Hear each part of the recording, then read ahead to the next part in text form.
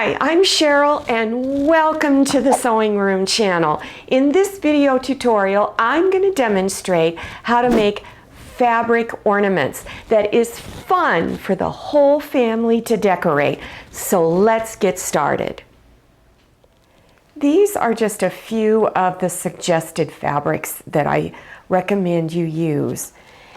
If you're looking for some of the seasonal fabrics that come out during the holiday time, there are a lot of fabrics that have metallic on it and glitter. So for one of my ornaments, I'm using this one, and it catches the light and looks very sparkly. If you're going to have your children help you make these, you can also get craft felt. I got this craft felt at Walmart, and each piece is 28 cents, so it's very, very affordable. I also recommend you use heavy iron-on interfacing, and I use the brand called Pellon, P-E-L-L-O-N. You can get them at your fabric stores, Walmart, and you can even get it at some of your other hobby stores. All of the trims I'm using, the ribbon trims specifically, were purchased at Walmart. They're very affordable there, and they carry the Offray brand, O-F-F-R-A-Y. So you can get them that are very glittery like this. Let me turn it, there you go. And then also to hang the ornaments, I used really skinny ribbon.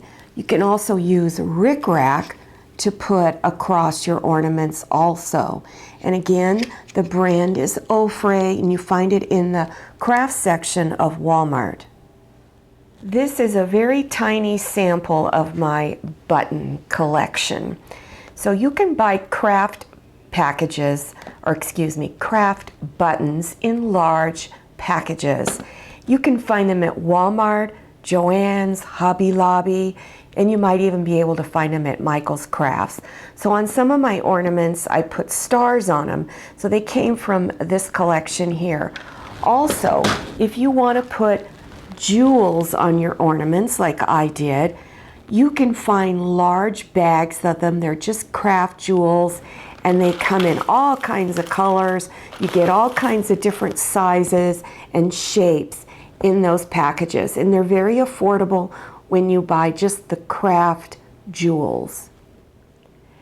To draw some of my patterns, specifically my bulb ornament and the snowman, I used these circle templates that are made by June Taylor, and you can find these at Joann Fabrics and Crafts.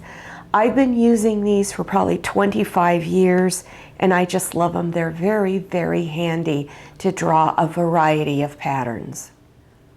I like to draw my templates right onto thin cardstock, or you can use cardboard sheets from old boxes. A lot of my viewers tell me they also take their old cereal boxes and use those to cut your templates. To draw a bulb ornament, I took a bowl from my kitchen that is 6 inches in diameter across this way. Just turned it upside down, then take a pencil and trace around it. Then up here at the top, I just drew an area that is 2 inches wide this way and 1.5 inches high up. On all of the patterns I'm going to demonstrate, you want to make sure you indicate an area that you do not stitch on when it comes time to stitch. So I put little marks here. This is where I recommend that you're going to leave an opening when you sew your ornament together. So here I've traced it onto cardstock, so when you're done, this is what your template's going to look like. To draw the snowman, I took 3 of my circle templates. The size of the circle templates are 3, 4, and 5. And again, I've taped them together. Then take your paper, or if you're doing it on cardstock, just lay it down, trace around it, and there you have your snowman shape. And at the bottom of this is where I recommend you leave your opening. And I drew mine onto cardstock, or excuse me, this is some thin cardboard. So this is what your shape will look like. This is a 5-point star, and it's an uneven star. It's misshapen, but that's how I chose to do it. You can draw your star any shape that you like. I started out by drawing an 8-inch square. Up here at the top, I put a mark in the center, which is at 4 inches. I went down 3 inches and put a mark here. So go and draw a line from this corner up to the 4-inch mark and down back to this corner. Draw a line straight across on the 3-inch mark. Then from the 3-inch mark to the corner, draw down, and over here from the 3-inch mark, draw down. And when you're done, this is what your star template looks like. And select an area that's very large so that you can leave your opening to turn your fabric front side out. To draw my tree, I drew a rectangle that is 7 inches wide by 8 inches high.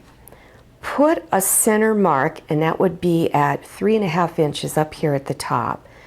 From the bottom, put 2 inches from the bottom and put marks. So you're going to draw from the 3.5 inch down to the 2, and the same thing over here. Then draw a line in 2.5 inches this way on each side and 2 inches down. And when you're done, here is your tree template. I recommend you draw your pattern on your interfacing, and do not draw it on the side where the glue is. The glue is the shiny side. So just place your template and trace all around it. Layer your fabrics.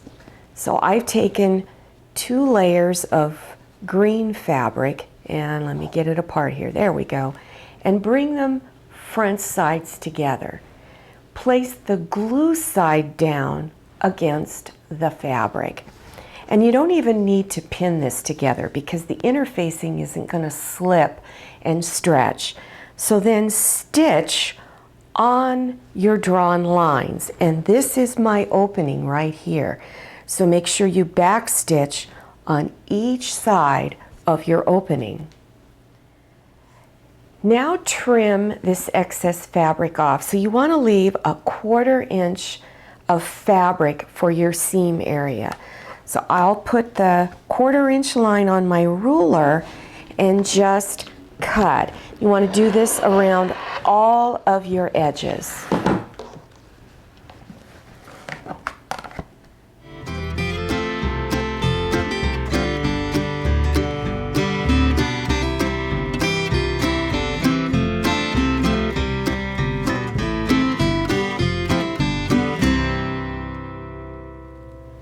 At all of your corners, it's important to trim some of the fabric off.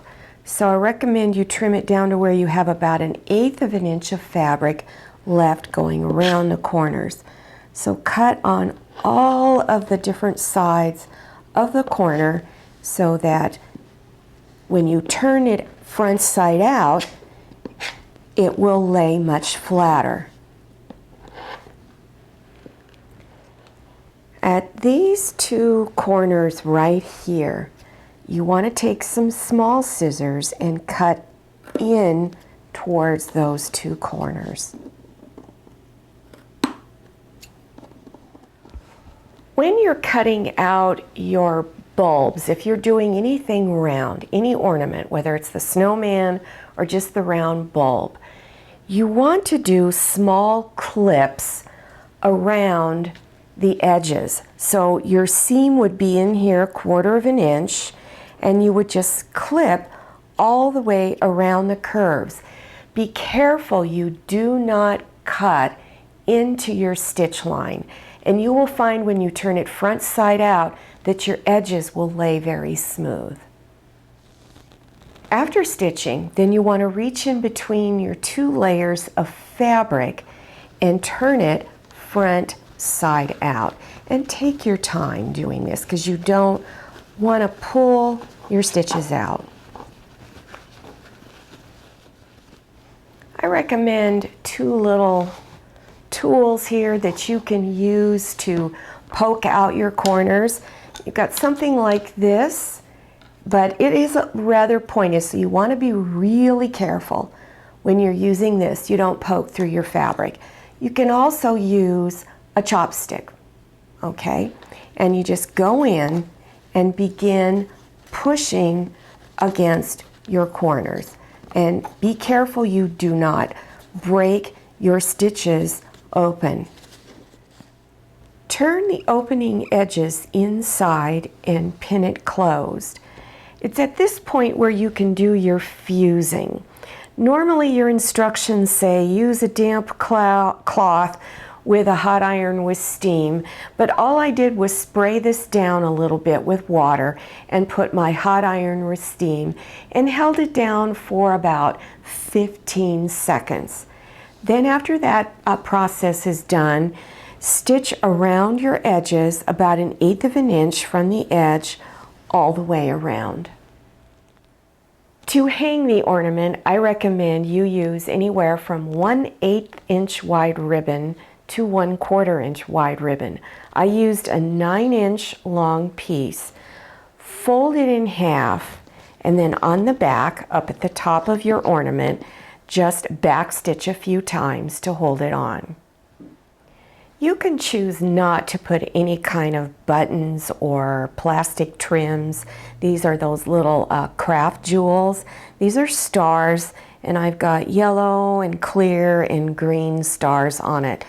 So if you're going to use it and you're going to have children do any kind of gluing, make sure whatever glue you select is user-friendly for kids and not a toxic glue. I'm just using this clear tacky glue, and you just put, all you need is a little drop of it, and it'll set your ornament down on top, and it will, or your jewels or buttons, and it will just spread out, and you hold them down, and it dries fairly quickly. The fabric that I used on these were the Joann's Fabrics, seasonal fabrics, where you see all the Christmas fabrics at. And this one has the metallic coloring on it, and it's very shiny. Up here at the top, I took the ribbon, wrapped it up at the top around, and then stitched across the bottom of the ribbon and the top side of the ribbon. Really easy to put on. And then on this one, this fabric actually has glitter already on it, and I took the little jewels, clear plastic jewels, not all of them are clear, and just created a little face using those and decorating the body. On these two ornaments, I selected costume fabric, and this was purchased at Walmart. If you're going to use costume fabric, it's usually a little thinner, and instead of using one layer of interfacing, you should probably use two. This one I only used one, and it didn't lay very stiff. This one I did use two, because I learned from this one I better use two. The other thing with costume fabrics is it unravels really easy.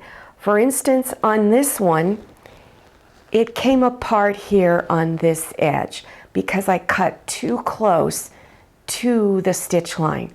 So it all unraveled. It also did it up here at the top. So I was able to save this one a little bit by wrapping this ribbon around the top.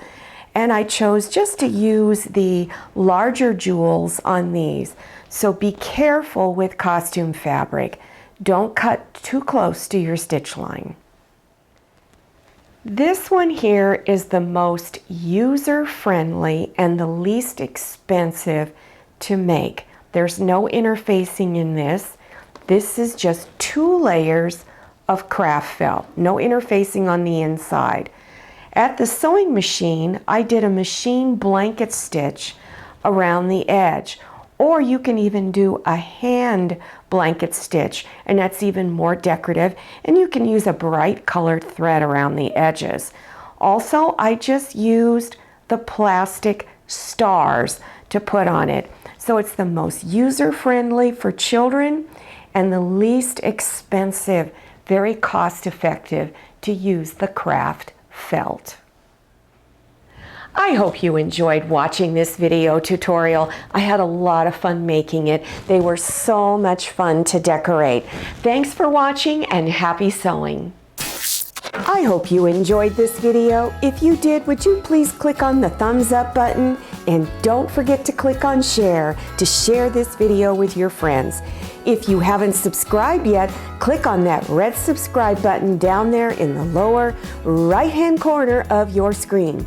And don't forget to click on the bell and enter your email address so you receive email notifications about my latest video. I'm Cheryl and this is Manny. See you next time and happy sewing!